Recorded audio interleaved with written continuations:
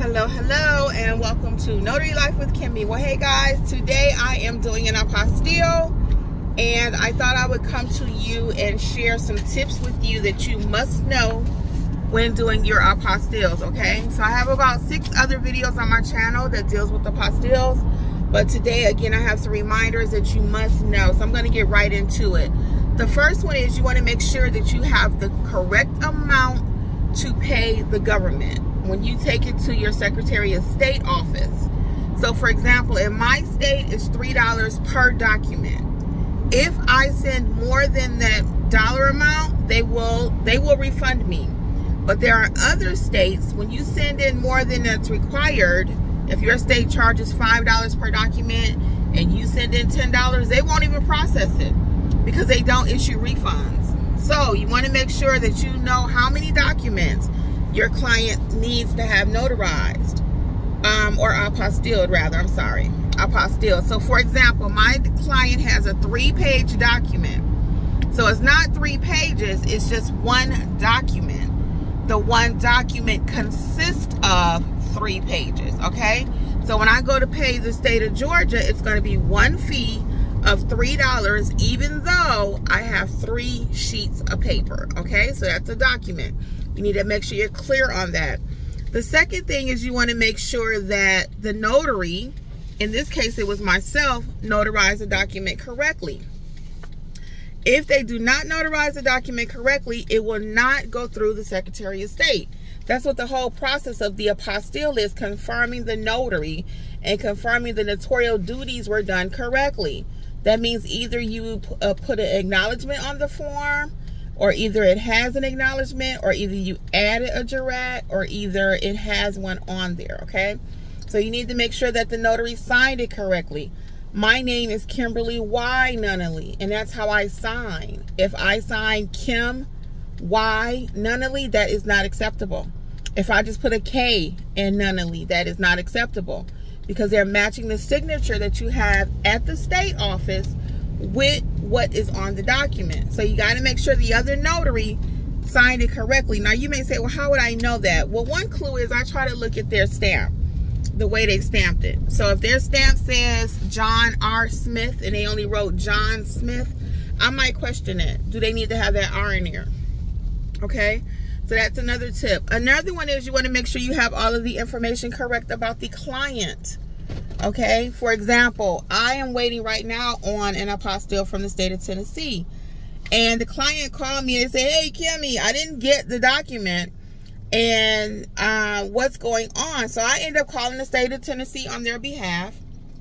Come to find out, the state of Tennessee did not include the client's apartment number. So they lived at 100 Love Lane, apartment 222.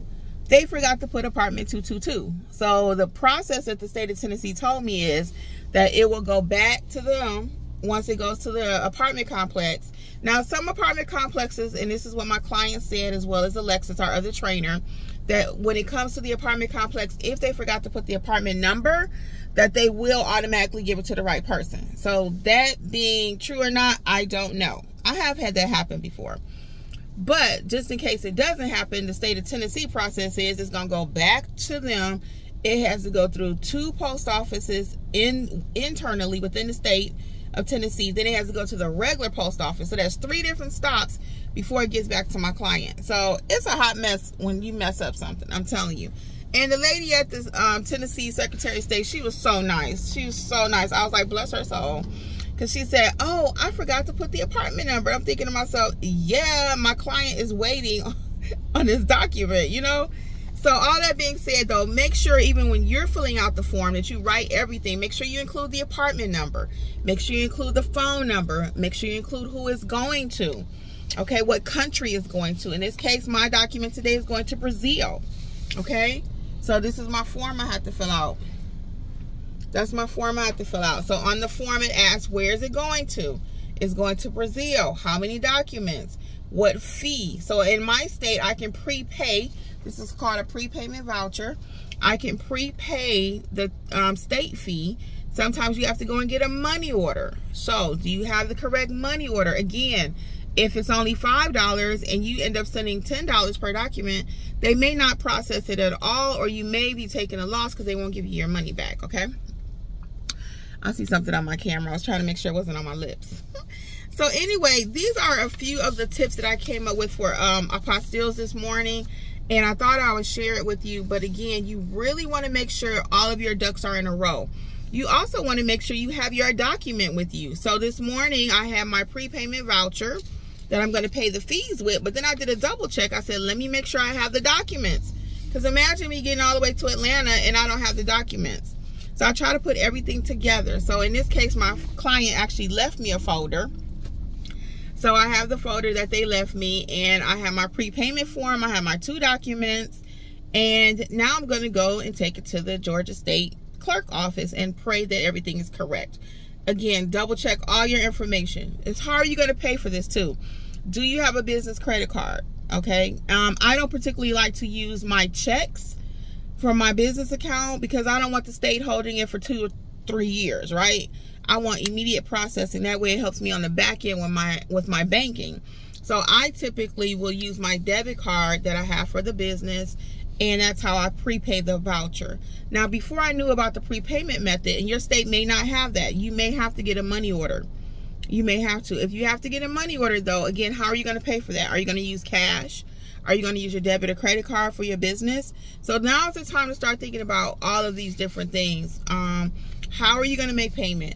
You know, everything is important. That's why at Notary Educators, we really teach you to do step-by-step in building your business. You have to have all these different things in place. You have to. You know, how are you going to collect payment? How are you going to give a receipt? You know, I have my journal where I record everything. I have my specialty notary journal. Check it out for apostilles, ink fingerprinting, and all of that. In that journal is where I write my apostille. What country is it for? How many documents do they have? I have the client sign the journal acknowledging everything. So when you think about apostilles, yes, we charge a lot of money for this process. And sometimes people say, why you charge so much? Because it's worth it.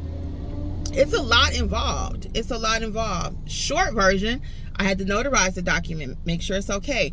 Got to pick up the document from the client. In this case, she dropped it off, but I got to meet her to give it to her afterwards. I got to take it downtown, wait down there for them to process it. So yeah, we charge a lot, but it's worth it.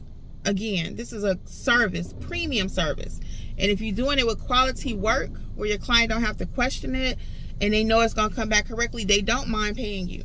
So that's all I have today on apostilles. For all of your notary training needs, please check out NotaryEducatorsLLC.com. Again, I'm Kimmy. Until next time, are you doing apostilles? Let me know. If you're not, why not? Do you need training? Check out NotaryEducatorsLLC.com. Okay, bye guys.